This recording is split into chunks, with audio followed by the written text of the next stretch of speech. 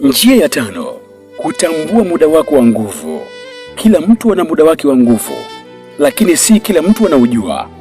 Kwa wengine ni usiku na kwa wengine ni alfajiri. Huu ndio muda wao ambao nyota yao inakuwa na nguvu zaidi. Yachunguze maisha yako. Ni lini mambo yako huenda vizuri bila juhudi nyingi? Hapo ndipo siri ya nguvu yako ilipojificha. Ukishaujua muda huo, tumia kufanya maamuzi makubwa katika muda huo. Ndani ya muda huo, maamuzi yako yanaweza kuwa na uzito zaidi na yanaweza kufanikiwa kwa haraka. Watu wengine huhisi nguvu ya ajabu ndani yao wakati huo, kama vile kuna kitu ambacho kinawaongoza. Lakini kama ufahamu vizuri, unaweza kuanza kutegemea muda huo kupita kiasi na kupoteza udhibiti wa maisha yako ya kawaida. Njia ya sita, kujenga ulinzi wa nyota yako. Ukishaanza kung'aa, lazima ujirinde. Mafanikio huvuta macho ya watu wengi, na sio yote yanakuwa na nia nzuri katika maisha yako. Wengine wanatamani kabisa kila ambacho upo nacho wewe. Njia ya kwanza ni kujilinda kiakili. Usitangaze kila kitu katika mafanikio yako, au usitangaze hatua yako kwa kila mtu. Usifanye kitu ukatangaza kwa mtu yoyote yule, hata kama ni ndugu yako. Unaweza kuwa ni mlango wa kuipoteza hatima yako. Njia ya pili ni kuwa na imani thabiti ndani yako. Hofu ni mlango unaoruhusu wengine kuingia kwenye nguvu yako. Wengine hutumia maombi, wengine hutumia ukimya na kutafakari, lakini lengo ni moja: kulinda mwanga wako.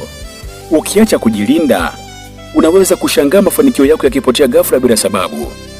Njia ya saba, kufanya maamuzi magumu bila hofu. Nyota yako inapokuwa inahitaji maamuzi magumu. Huwezi kufanikiwa kwa kubaki kwenye hali ile ile ya maamuzi ya kawaida. Lazima uache vitu vya kawaida kwa watu wa kawaida katika mazingira au watu wanaokuzuilia. Maamuzi haya mara nyingi huja kwa hofu, lakini hofu si ya kawaida. Ni kama tu kuna kitu ambacho kinajaribu kuweza kukuzuia. Ukishinda hofu hiyo, unafungua mlango mkubwa wa mafanikio. Lakini ukishindwa, unaweza kubaki pale pale kwa miaka mingi bila kusonga mbele. Hii ndiyo sehemu ambayo watu wengi huanguka kabisa bila kutarajia. Huanguka bila kujua. Walikuwa karibu na kufanikiwa, lakini wanaona vitu vimeanza kuharibika, na ndipo wanaanguka. Njia ya nane, kujifunza kusoma ishara. Ulimwengu unaongea, lakini si kwa maneno. Ishara zipo kila mahali, katika matukio, katika ndoto, hata katika watu ambao unakutana nao. Unahitaji kuwa makini sana. Kila kitu kinachotokea kwenye maisha yako kinaweza kuwa na maana kubwa kuliko ambavyo unaweza kufikiria. Watu wenye mafanikio makubwa wanajua kusoma ishara hizi na kuchukua hatua ya haraka. Lakini hatari inakuja hapa.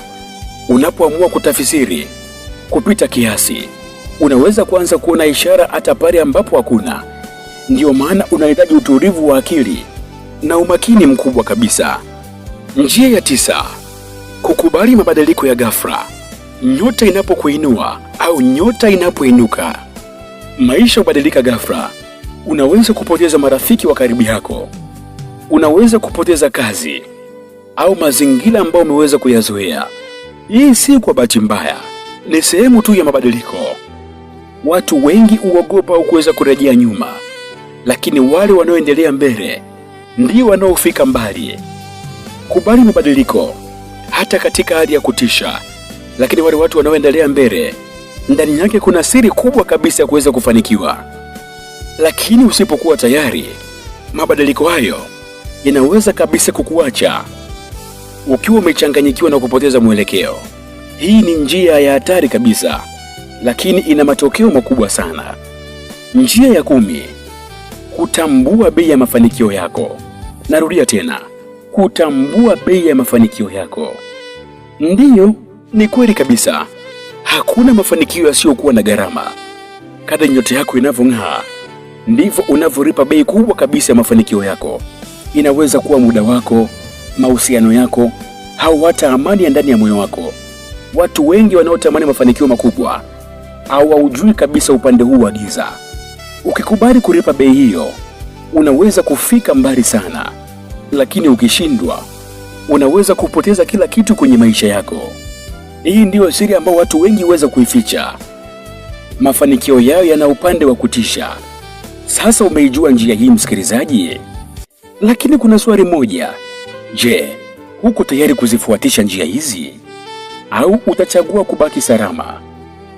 Kwa sababu mara tu unapoanza hakuna kuweza kurejea nyuma kirahisi. Nyota yako inaweza kuanza kukuinua, inakupeleka juu kuliko wote, au inaweza kuanza kukuangusha kwenye giza ambalo hujawahi kuliona.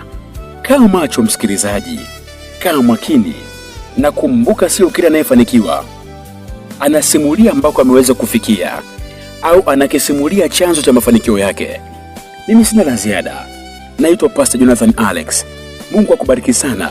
Karibu sana katika sehemu inayofuata ya Ijue Nyota Yako.